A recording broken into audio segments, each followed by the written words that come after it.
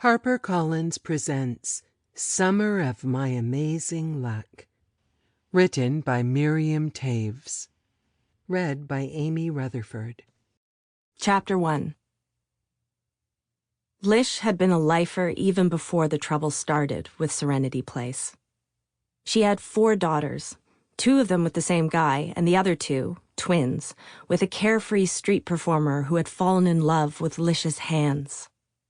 Perfect for balls, he'd said. Juggling them, that is. Now jugglers never make cracks about balls, Lish informed me. They just don't. Lish knew a lot about the theater, about working a room, drawing a crowd, about blocking and leading, about the superstitions of theater people. She had always loved the stage, or the street, or wherever it is that people perform. She had met the juggler in the hospitality suite of the hotel at which all the performers were staying. Volunteering for Lish was a good way to meet theater people without violating welfare rules, and it was a nice break from the kids.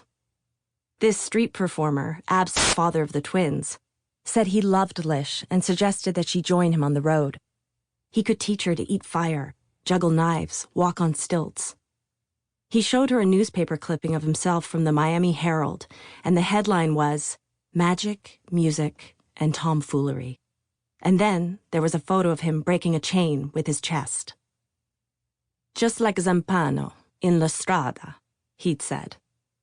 Lish was giddy with the proposition and the free booze of the hospitality suite, and so she agreed to join him on the road, on the condition that she could bring her daughters, numbering 2 at the time. Not a problem, he said. They'll bring in more cash. And then he made a red handkerchief disappear up Lish's nose. And, of course, reappear. Something he himself had failed to do after impregnating Lish in his hotel room that night, while her long, beautiful hands caressed his oily back and the hot summer night got hotter. Lish found him irresistible with his sad eyes and his world-weary bearing, and silly jokes that in and of themselves weren't funny at all, but when he said them seemed, at least to Lish, to define comedy. And Lish loved to laugh. What was funniest, though, to Lish was his utter seriousness about sex. He didn't say a word or crack a smile throughout, and Lish had to pretend that a snort of laughter she let escape while he focused in on the home stretch was really an uncontrollable gasp of pleasure. She had hoped he'd think it was her unusual way of expressing herself while in the throes of passion. Snorting. But she wasn't sure. In any case, it didn't matter. The next morning, while Lish slept sated and pregnant with not 1 but 2 of the busker's babies, he made himself, along with Lish's cotton purse, disappear for good. Lish said he had left a note that said, "Catch it on the flip side." Can you believe it? Lish said his juggling was much better than his writing. For a while, Lish wondered if her snorting had made him leave, but really she knew that it hadn't been her. It had been the road, and there was nothing she or anyone else could do about it. Some people were just like that. All the road had to do was look up at them, and they were gone. Poof. And so it was with the father of her twins. She wished she had found out what his name was, but hey, Lish was the kind of person who enjoyed telling this tale to people. It was romantic, reckless. And if the twins asked about their dad, she could build him up for them, make him a hero, a rogue, a poet, a jester.